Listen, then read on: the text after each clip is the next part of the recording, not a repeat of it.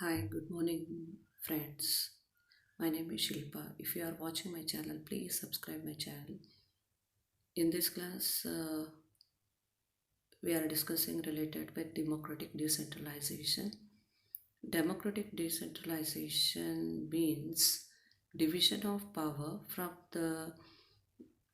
the grassroots to the top level.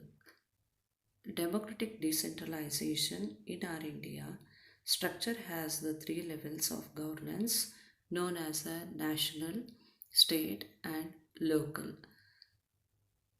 The Panchayat Raj system, the local government covers the Panchayat Raj system and Nagarapalika system, which is also known as a rural local self-government and urban local self-government. If you take the history of local self-governments in our India, which can be seen from the ancient period to present now. In India, local governments existed from ancient times. Democracy is the grassroots is the key to understand the traditional pattern of the governance. We need a good governance. We need a good governance means we give importance for the local peoples who are present in the villages, who are present in the taluks and also in the districts.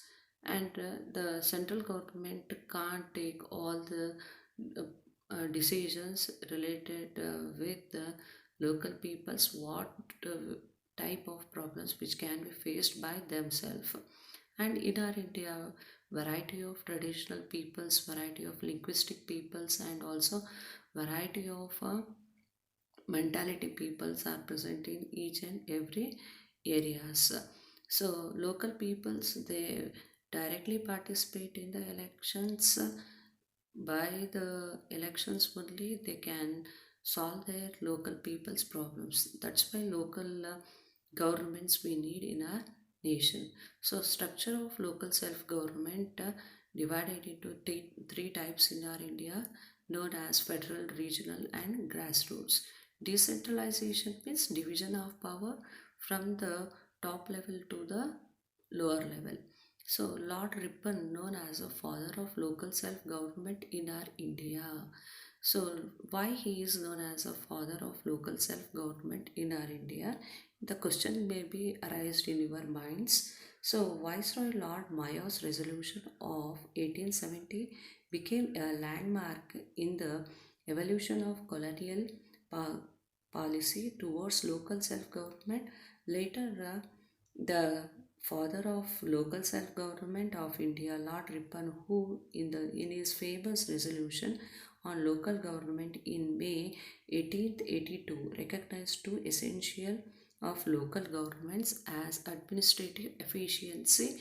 Another one is known as political education. So because of these two essential, the division of power will be started in our nation.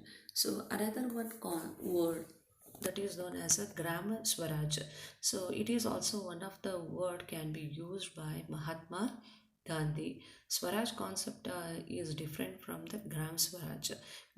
Swaraj means all of you know that it is known. It is related with the self-ruling or ruling. So Gram Swaraj concept was introduced by Mahatma Gandhi, who is also known as father of nation, who gives importance for the strengthness of our villages.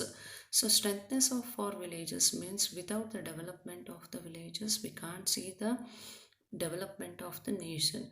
So because in our India, before independence, 90% of villages are recognized as a economical fruitful, but today we can't see the so much of economical strength what we are seeing before 1947 in our nations. Because of due to the liberalization we can see we are present in the modernization.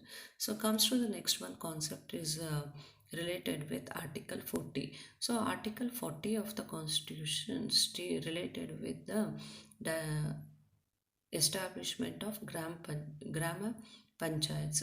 It is also one of the statement was given by Mahatma Gandhi under directive principles of state policy. So CDP program, CDP means Community Development Program, which was established in the year of 1952 by the first Prime Minister of our India, Pandit Jawaharlal Nehru,